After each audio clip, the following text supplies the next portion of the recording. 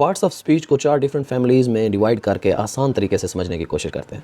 Naming family, action family, bridge family और reaction family. Naming family के अंदर noun, pronoun और एडजेक्टिव आते हैं। नाउन, जो कोई चीज़ आपकी आंखों के सामने आती है वो नाम ज़रूर रखती है। दुनिया में कोई ऐसी चीज़ नहीं है जिसका नाम ना हो। Instead of cramming the definition like the name of a person, place और थिंग, कोई भी शख्स, जगह या चीज़ के नाम को एक नाउन कहते हैं। आप देखेंगे दुनिया में जितनी भी चीज़ें जो आपकी आंखों के सामने आती हैं वो नाम ज़रूर रखती हैं, वो चाहे शख्स हो, चीज़ हो, जगह हो, जो भी चीज़ हो।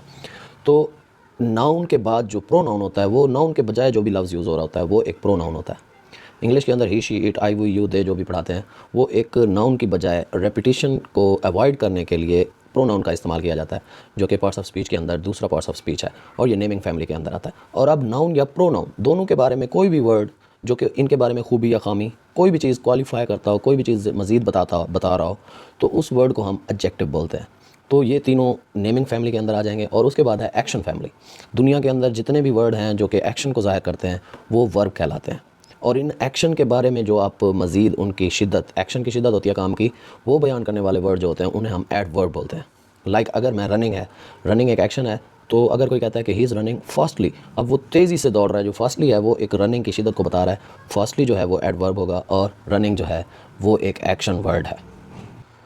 उसके बाद हमारी जो ब्रिज फैमिली है उसके अंदर प्रेपोजिशन और कंजंक्शन है। जिस तरह दो किनारों को ब्रिज आपस में जोड़ती है, इस तरह प्रेपोजिशन और कंजंक्शन जो पार्ट्स ऑफ स्पीच हैं वो दो वर्ड्स, फ्रेजेस या क्लासेस या डिफरेंट पार्ट्स ऑफ सेंटेंसेस को आपस में जोड़ने के लिए इस्तेमाल हो रहे होते हैं।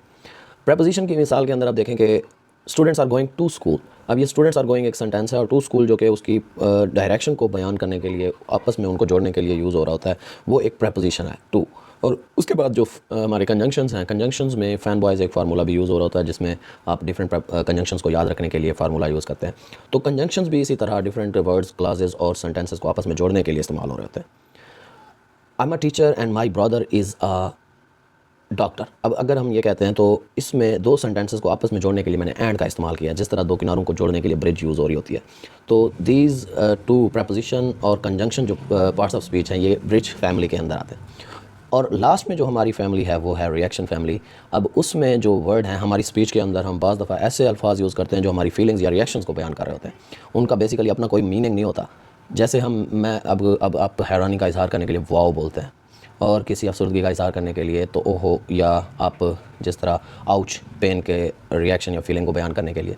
तो ये जो वर्ड हैं ये इंटरजेक्शंस हैं और ये इंग्लिश के अंदर एक रिएक्शन फैमिली के तौर पर हम इन्हें बयान करते हैं। तो हमने तमाम 8 पार्ट्स ऑफ स्पीच को 4 डिफरेंट फैमिलीज़ में पढ़ के इनको मैंने आपको तारुफ़ कराया है। आप अगर इसके बारे में, पार्ट्स ऑफ स्पीच के बारे में इन डेप्थ स्टडी करना चाहते हैं तो मेरे चैनल को सब्सक्राइब करें और विज़िट करें।